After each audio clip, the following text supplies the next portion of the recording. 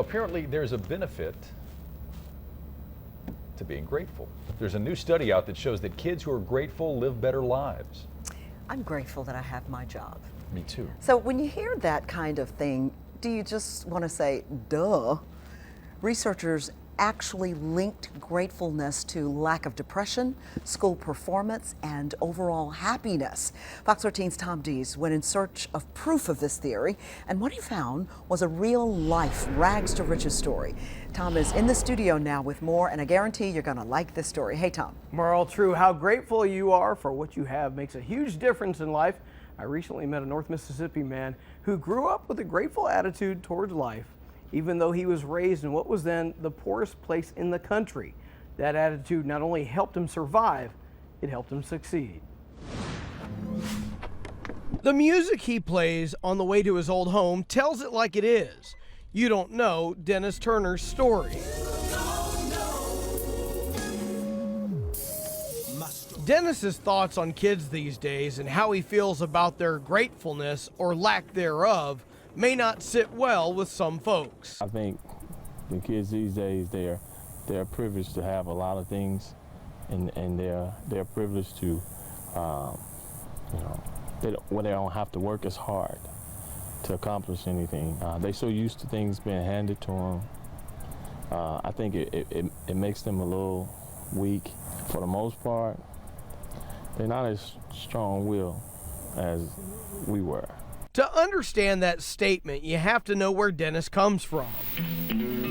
We're actually sitting on Sugar Ditch. I was very, very young when I was here. I remember those moments and how bad the stench was over here from the sewer. It's a very, very poor place. Sugar Ditch is country slang for a stinking open sewer.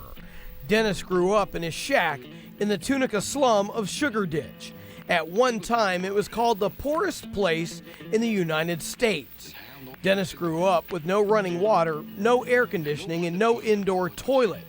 Dennis's dad died when Dennis was young, and his mom struggled to raise him and 11 other children.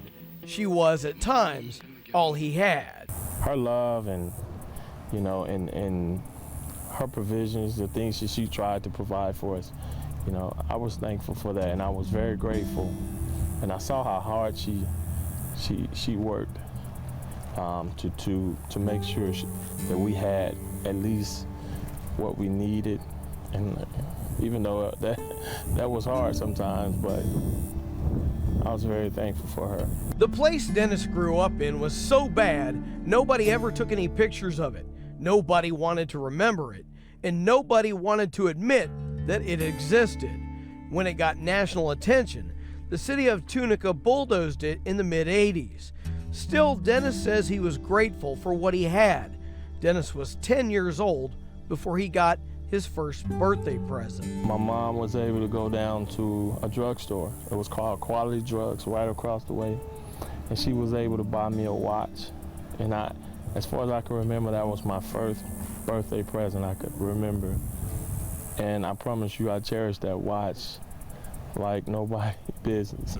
Dennis says he never thought about what he didn't have while living in Sugar Ditch. If anything, he kept his eyes on what he did have. He had his mother, and he was grateful for her. A praying mother. Her faith was so strong.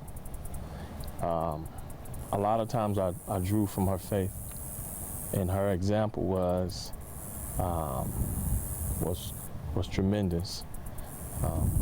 To the point where, as I got older, my faith was stronger watching her. He has a bachelor's degree in physical education, a master's in education. He is halfway done with his doctorate in education. He has a nice house, a nice job. He's a teacher, a preacher, and a public speaker. He's also got a book out called The Boy from the Ditch. It's about being grateful and about overcoming. He's already had book signings all over the country. And the power is the fact that, I've overcame, and so can others.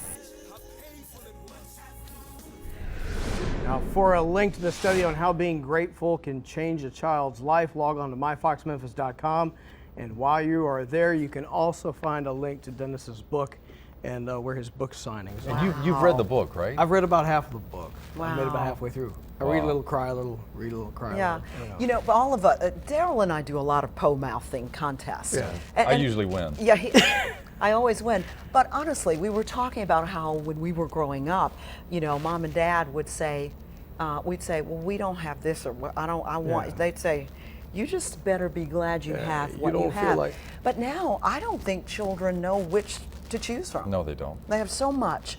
They don't know which exciting thing to pick up next. You know, after talking to him, I felt like, you know, the possibilities for me or for anybody else were endless, but then at the same time, you feel like such an underachiever.